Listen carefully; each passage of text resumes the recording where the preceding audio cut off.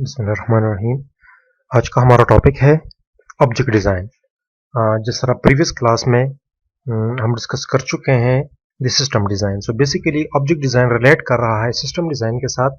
System design में हम पढ़ चुके हैं कि एब्स्ट्रैक्ट लेवल पे हम चीज़ों को देखते हैं कि किस तरह ओवरऑल सिस्टम का डिज़ाइन क्या होगा, आर्किटेक्चर क्या होगा, किस तरह हम सिस्टम को सब सिस्टम्स में या छोटे छोटे मॉड्यूल्स में डिवाइड कर सकते हैं।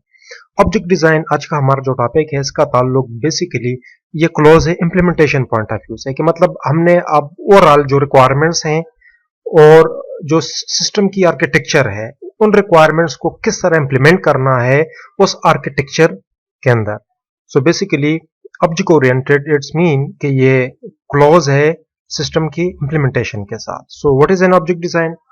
अगर ओवरऑल डिजाइनिंग एक्टिविटी को हम देख लें, so object design serves as the basis of implementation. Object design का मेन फोकस इंप्लीमेंटेशन के ऊपर रहता है कि किस तरह कस्टमर की रिक्वायरमेंट्स है, उन रिक्वायरमेंट्स के लिए ऑलरेडी हम जो एब्स्ट्रैक्ट लेवल पे ओवरऑल आर्किटेक्चर बना चुके हैं, जिसका इंटरफेस ये हो रहेगा, इसके सब सिस्टम्स ये होंगी।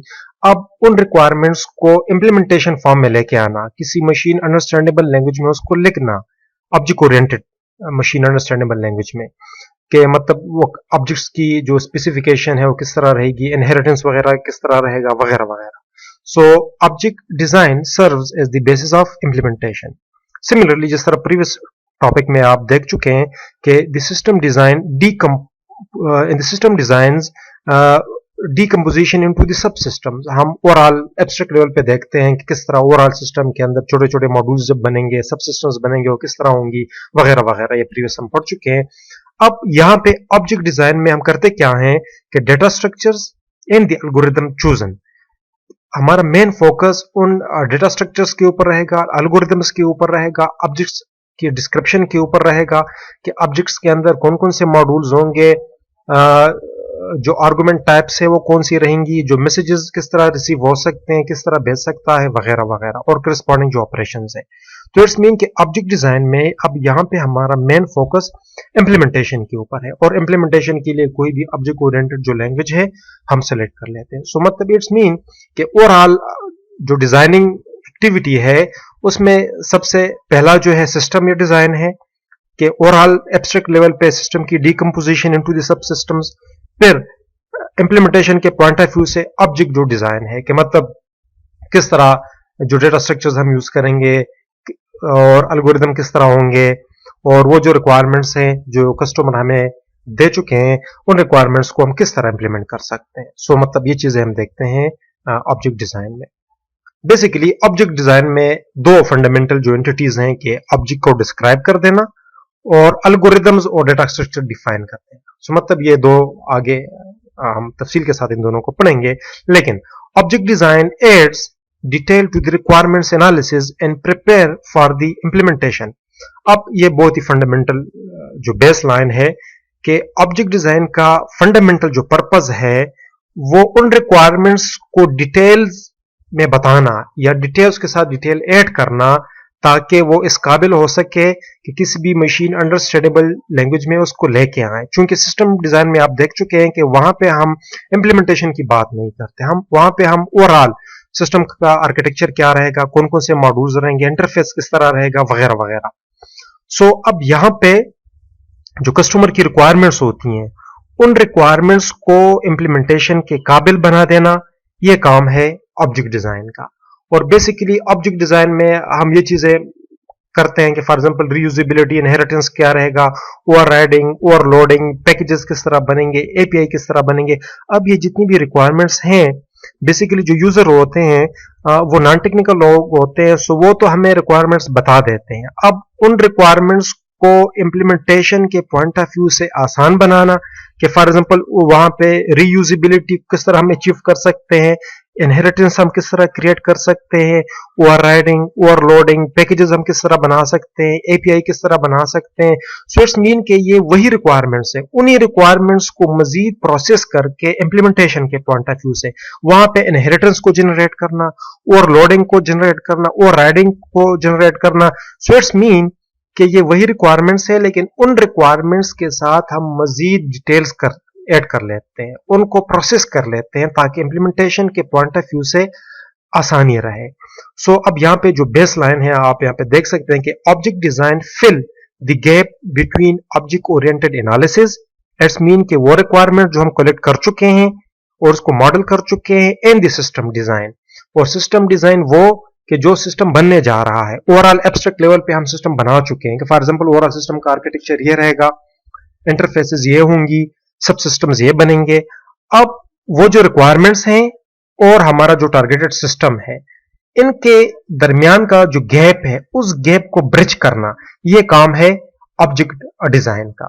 और इस काम को आसान बनाने के लिए, इस ब्रिज को मेंटेन करने के लिए, इस गैप को फिल करने के लिए हम करते क्या है कि हम अपने साइड से उन रिक्वायरमेंट्स के ऊपर प्रोसेसिंग कर लेते हैं, वहां पे इनहेरिटेंस को जनरेट कर लेते हैं, ओवरराइडिंग, ओवरलोडिंग, पैकेजेस बनाते हैं, एपीआईज बनाते हैं, ताकि उन रिक्वायरमेंट्स को हम आसानी से कोड कर सके, आसानी से इंप्लीमेंट कर सके। सो अगेन वही बात कि यहाँ पे मेन फोकस हमारा इंप्लीमेंटेशन के ऊपर रहेगा कि किस तरह उन रिक्वायरमेंट्स को हम उस सिस्टम डिजाइन में लेके आए, मशीन अंडरस्टैंडेबल कोड्स में, किसी भी ऑब्जेक्ट ओरिएंटेड लैंग्वेज में उसके लिए हम कोड लिख लें।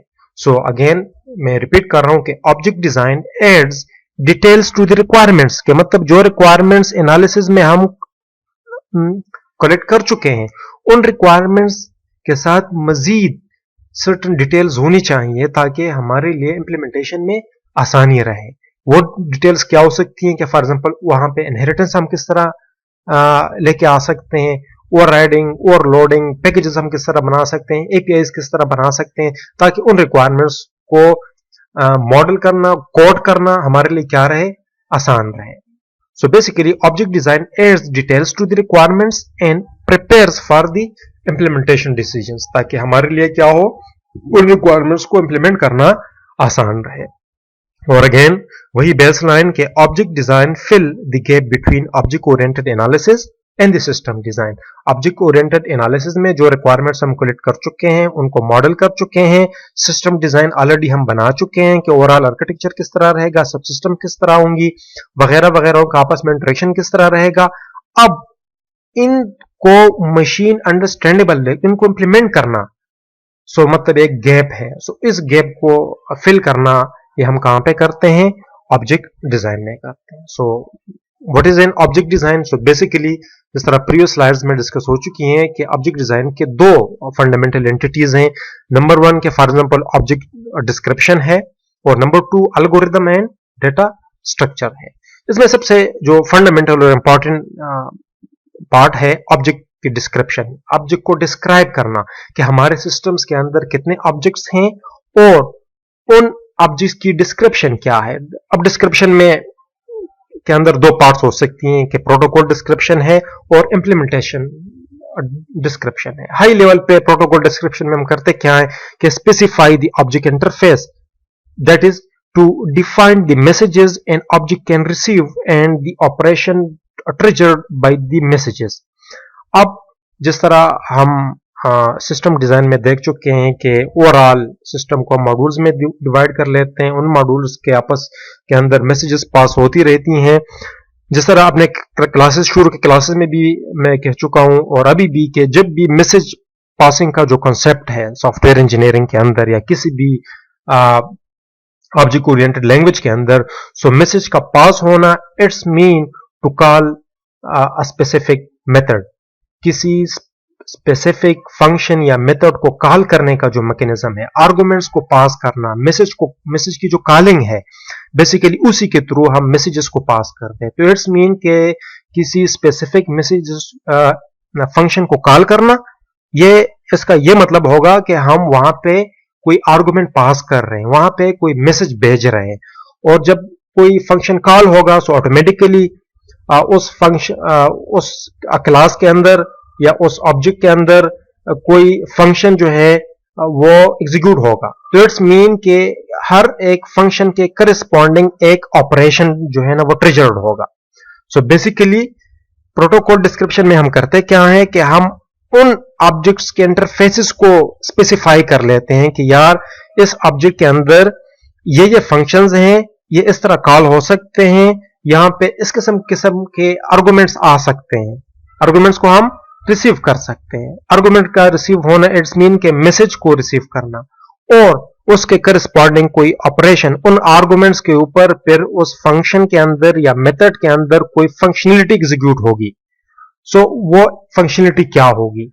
सो इट्स मीन के प्रोटोकॉल डिस्क्रिप्शन के अंदर के मैसेजेस कौन कौन से आ रहे हैं, मतलब कौन कौन सा फंक्शन कॉल हो रहा है और एज ए रिजल्ट कौन कौन सा ऑपरेशन एग्जीक्यूट हो रहा है। सो दोनों चीजें यहां पे मेंशन होनी चाहिए प्रोटोकॉल डिस्क्रिप्शन के अंदर। साथ ही साथ पार्ट बी में इंप्लीमेंटेशन डिस्क्रिप्शन में define the implementation details for each operation triggered by the message received. अब फॉर एग्जांपल कोई फंक्शन कॉल हो रहा है और एज ए रिजल्ट कोई ऑपरेशन एग्जीक्यूट हो रहा है।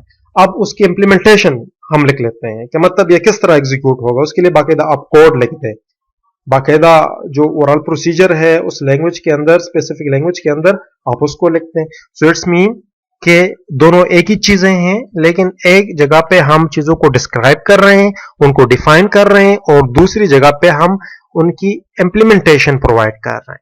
सो ऑब्जेक्ट की जो डिस्क्रिप्शन है इसके अंदर दो एंटिटीज हैं, दो पोर्शंस हैं।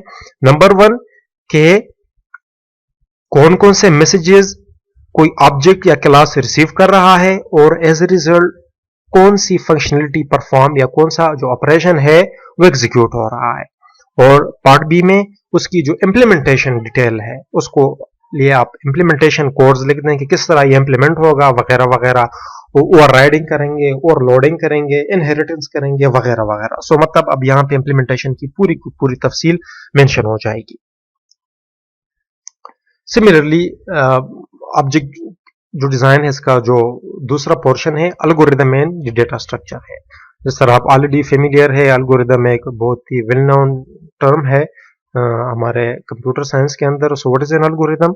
Algorithm is a step by step solution to a specific problem. किसी स्पेसिफिक प्रॉब्लम को सॉल्व करने का जो स्टेप बाय स्टेप मैकेनिज्म है वो एल्गोरिदम होगा। अब किसी एक प्रॉब्लम के लिए मोर देन वन सॉल्यूशंस हो सकती हैं। A single problem can have more than one solution. So we choose best among all according to the requirements, constraints, time and space. जिस तरह मैं कह चुका हूं कि एक ही प्रॉब्लम के लिए मोर देन वन सॉल्यूशंस या एल्गोरिदम्स हो सकते हैं। अब वहां पे बेस्ट सॉल्यूशन कौन सा है उसको हम कहेंगे कि ये बेस्ट एल्गोरिदम होगा। सो इसके लिए अब जो बेस्ट का जो क्राइटेरिया है वो डिफाइन होता है बेसिकली कंस्ट्रेंट्स के ऊपर या रिक्वायरमेंट्स के ऊपर। कि फॉर एग्जांपल अगर हमारा मेन इंटरेस्ट टाइम में हो या स्पेस में हो, सो हम इस पॉइंट ऑफ व्यू से देखते हैं कि वो कौन सा एल्गोरिदम है जो कम टाइम में एक प्रॉब्लम को सॉल्व करता है और साथ ही साथ स्पेस की जो रिक्वायरमेंट्स है वो भी कम है। सो अगर हमारी मेन कंस्ट्रेंट्स टाइम और स्पेस हो या रिक्वायरमेंट्स टाइम और स्पेस हो, सो हम ये देखते हैं कि टाइम स्पेस के लिहाज से कौन सा एल्गोरिदम बेस्ट है किसी स्पेसिफिक प्रॉब्लम को सॉल्व करने में। और अब basically the designing algorithm process includes choose algorithm to minimize the implementation cost. अब यहाँ पे एक सबसे इंपॉर्टेंट जो चीज है कि जब भी हम किसी डिजाइन को मॉडल करते हैं या इंप्लीमेंट करते हैं कंप्यूटर साइंस के अंदर, सो अब यहाँ पे जो फंडामेंटल चीज है वो इंप्लीमेंटेशन कॉस्ट है। हमने इंप्लीमेंटेशन कॉस्ट को देखना है। इंप्लीमेंटेशन कॉस्ट को आप डिफरेंट तरीकों से इसको समझ सकते हैं कि फॉर एग्जांपल इंप्लीमेंटेशन कॉस्ट के इसमें नंबर ऑफ जो कोड्स है, नंबर ऑफ लाइंस हो वो कम हो। कि फॉर एग्जांपल वो कोडिंग की जो लाइंस हैं वो जितने भी कम लाइन में आ जाए वो इंप्लीमेंटेशन कॉस्ट कम रहेगा। और साथ ही साथ क्या हो, टाइम कम लगे और साथ ही साथ स्पेस कम हो। सो अब ये जो इंप्लीमेंटेशन कॉस्ट है इसको रिड्यूस करना ये बेसिकली डिपेंड कर रहा होता है इसके अंदर बहुत सारे फैक्टर्स हो सकती है। कि फॉर एग्जांपल कौन सा डेटा स्ट्रक्चर हम इंक्लूड कर रहे हैं। हो सकता है कि किसी एक प्रॉब्लम को अगर हम किसी स्पेसिफिक एल्गोरिदम के अंदर सॉल्व करने जा रहे हो, सो एक डेटा स्ट्रक्चर के ऊपर उसकी इंप्लीमेंटेशन उसका रिजल्ट अलग होगा, किसी दूसरे डेटा स्ट्रक्चर के ऊपर उसका रिजल्ट अलग होगा। फॉर एग्जांपल एक एल्गोरिदम जो है वो एक स्पेसिफिक प्रॉब्लम को सॉल्व कर सकता है कम टाइम में अगर हमारा डेटा स्ट्रक्चर क्या हो, एक एरे हो, और साथ ही साथ उसकी जो एग्जीक्यूशन टाइम है वो मजीद कम हो सकती है कि अगर हमारा जो डेटा स्ट्रक्चर हो वो क्या हो, वो ट्री हो। सो अब यहाँ पे इंप्लीमेंटेशन कॉस्ट को रिड्यूस करना और बेसिकली मल्टीपल फैक्टर्स के ऊपर डिपेंड कर रहा है कि फॉर एग्जाम्पल एल्गोरिदम का डिजाइन किस तरह है, अंडरलाइन जो डेटा स्ट्रक्चर्स यूज हो रही हैं वो कौन कौन सी हैं, सो वगैरह वगैरह। सो बेसिकली हमने देखना होता है अपनी रिक्वायरमेंट्स के ऊपर या हमारी जो कंस्ट्रेंट्स होती हैं उनको मद्देनजर रख के हम ये डिसाइड कर लेते हैं कि इंप्लीमेंटेशन कॉस्ट किस तरह रिड्यूस हो सकता है। So basically choosing an algorithms or designing an algorithms includes to choose an algorithm that minimize the implementation cost। वही algorithm हम choose करते हैं जो implementation cost को reduce कर ले। साथ ही साथ choose the data structures best suits to the algorithm requirements। For example अब एक जिस तरह प्रीवियस में मैं कह चुका हूं कि एक ही algorithm है और वो दो डेटा स्ट्रक्चर्स के ऊपर डिफरेंट एफिशिएंसी दे रहा है। सो अब उसके लिए बेस्ट कौन सा है उसी को हम जो है ना वो सेलेक्ट कर लेते हैं। Define new classes if needed. अब यहाँ पे हम अपने साइड से भी चंद क्लासेस ऐड कर सकते हैं। फॉर एग्जांपल जिस तरह ये बिल्ट इन क्लासेस होती हैं कि किसी ऑपरेशन को आसान बनाने के लिए हम बिल्ट इन जो क्लासेस हैं वो डिफाइन कर लेते हैं। वो जो क्लासेस होती हैं वो तो ना कस्टमर की रिक्वायरमेंट्स होती हैं बल्कि वो क्लासेस हमारे लिए आसानी पैदा करती हैं। सो इस तरह के क्लासेस हम अपने साइड से भी जो है वो डिफाइन कर सकते हैं। Assign operations to the appropriate classes. अब किसी खास स्पेसिफिक प्रॉब्लम्स के अंदर जितने भी ऑपरेशंस हैं उनके लिए जो करस्पॉन्डिंग जो क्लासेस हैं उन ऑपरेशंस को आप उन क्लासेस में अप्रोप्रिएटली डिस्ट्रीब्यूट कर लें कि फलाना ऑपरेशन इस क्लास के अंदर रहेगा, फलाना ऑपरेशन इस क्लास के अंदर रहेगा। जिस तरह डिफरेंट बिल्ट इन फंक्शंस हमारे होती हैं डिफरेंट लैंग्वेजेस के अंदर कि फॉर एग्जांपल जो मैथमेटिक्स के जो बिल्ट इन ऑपरेशंस हैं सर्टेन ऑपरेशंस के for example sine theta cos वगैरह जो ट्राइगोनोमेट्रिक रेशियोज हैं इनके लिए अलग जो बिल्ट इन जो क्लासेस बनी होती हैं, साथ ही साथ जो स्क्वायर रूट्स वगैरह के लिए अलग बनी होती है। सो इट्स मीन के डिफरेंट ऑपरेशंस को हम डिफरेंट क्लासेस में डिस्ट्रीब्यूट कर लेते हैं ताकि ओवरऑल पर्पज एक ही रहता है कि इम्प्लीमेंटेशन का जो प्रोसेस हो वो स्ट्रेट फॉरवर्ड और सिंपल हो और इफिशिएंट हो। कस्टमर की जो रिक्वायरमेंट्स हैं और सिस्टम का जो मॉडल है उनको सामने रख के हम इफिशिएंटली ओवरऑल सिस्टम को इंप्लीमेंट करके लेके आए किसी ऑब्जेक्ट ओरिएंटेड लैंग्वेज के अंदर। सो बेसिकली ये था हमारा ऑब्जेक्ट डिजाइन। इसके अंदर दो ही जो पोर्शन है कि ऑब्जेक्ट को डिस्क्राइब करना। ऑब्जेक्ट को डिस्क्राइब करने के अंदर दो पार्ट्स हैं कि प्रोटोकॉल डिस्क्रिप्शन है, इंप्लीमेंटेशन डिस्क्रिप्शन है। प्रोटोकॉल डिस्क्रिप्शंस के अंदर हम उन मैसेजेस को आइडेंटिफाई कर लेते हैं जो रिसीव हो सकती हैं बाय दैट स्पेसिफिक ऑब्जेक्ट या बाय दैट स्पेसिफिक क्लास, और साथ ही साथ जो करस्पॉन्डिंग ऑपरेशंस है कि जब भी कोई मैसेज आएगा इट्स मीन के मैसेज कॉल होगा तो करस्पॉन्डिंगली जो ऑपरेशंस एग्जीक्यूट होने हैं वो कौन से हैं, और साथ ही साथ इंप्लीमेंटेशन डिस्क्रिप्शन में हम उसकी जो इंप्लीमेंटेशन है उसके बारे में हम तफसील से लिख लेते हैं कि किस तरह कोई मैसेज कॉल होगा और किस तरह करस्पॉन्डिंग ऑपरेशन एग्जीक्यूट होगा। सो ये दो फंडामेंटल जो पार्ट्स हैं ऑब्जेक्ट डिस्क्रिप्शन के हैं और साथ ही साथ एल्गोरिथम्स और डेटा स्ट्रक्चर्स के हैं। ओवरऑल अगर ओवरव्यू आप देख लें, सो ओवरव्यू में what is an object design? Object design fill the gap between the analysis model, object oriented analysis and the system design।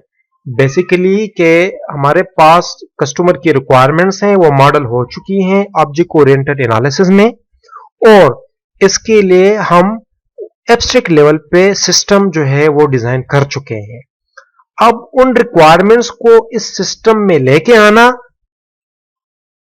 In the perspective of implementation, किसी object oriented language में उन requirements को उस system की शक्ल में लेके आना, ये जो बीच का गैप है या ये जो काम है ये हम करते हैं कहां पे, ऑब्जेक्ट डिजाइन में करते हैं। So basically object design fill the gap between the object oriented analysis and the system design. Similarly object design serves as the basis of implementation, और अगेन वही बात के जो अगर हम किसी भी एनालिसिस मॉडल को या सिस्टम को इंप्लीमेंट करना चाहें तो इसके लिए जो फंडामेंटल चीज है वो ऑब्जेक्ट डिजाइन है कि हमारे सिस्टम के अंदर कौन कौन से ऑब्जेक्ट्स या क्लासेस होंगी, उनकी तफसील क्या होंगी, कौन कौन से ऑपरेशन एग्जीक्यूट हो सकते हैं बाय दैट स्पेसिफिक क्लासेस, और कौन कौन से मैसेजेस रिसीव हो सकते हैं वगैरह वगैरह वगैरह।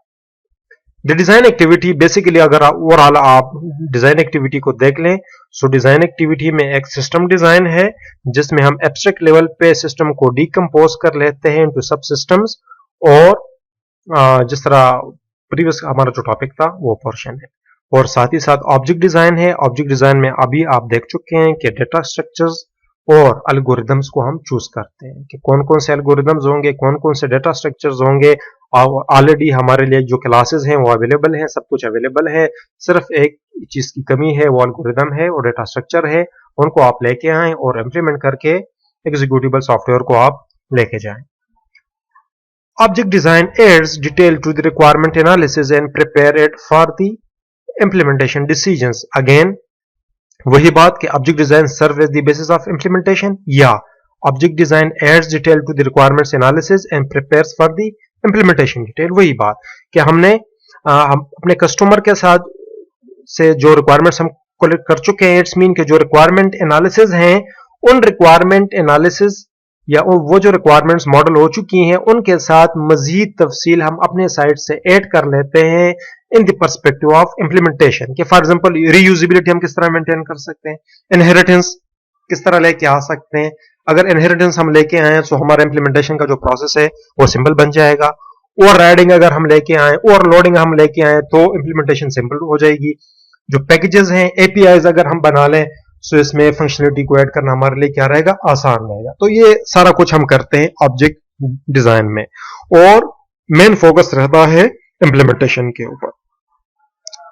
सो अगेन वही बेसलाइन के the object design fill the gap between the object analysis and the system design. Again वही बात के ऑब्जेक्ट एनालिसिस जो डिजाइन है, ऑब्जेक्ट ओरिएंटेड जो एनालिसिस मॉडल है, मतलब कस्टमर की जो रिक्वायरमेंट्स हैं और जो सिस्टम हम एब्स्ट्रैक्ट लेवल पे डिजाइन कर चुके हैं उनको हम किस तरह मॉडल करते हैं या इंप्लीमेंट करते हैं किसी मशीन अंडरस्टैंडेबल लैंग्वेज में। सो होपफुल कि ये टॉपिक आप लोगों को क्लियर होगा। बहुत ही फंडामेंटल टॉपिक है और इसके जो मटेरियल है ऑलरेडी आपके नोट्स में अवेलेबल हैं। वही जो कोर्स कंटेंट्स हैं वहाँ पे भी ये मेंशन है, और जो ऑलरेडी गुलजार साहब के जो नोट्स हैं वहाँ पे भी इसके जो मटेरियल्स हैं, जो कंटेंट्स हैं वो अवेलेबल हैं। सो वो भी आप कंसल्ट कर सकते हैं। साथ ही साथ ये स्लाइड्स हैं, इनको भी आप देख लें, और वीडियो रिकॉर्डेड लेक्चर है इसको भी आप सुन लें, और इंटरनेट के रिसोर्सेज हैं वो भी आप देख सकते हैं। फिर भी अगर कोई कंफ्यूजन मसला हो तो आप रब्ता कर सकते हैं। उम्मीद है कि ये क्लियर है। Thank you.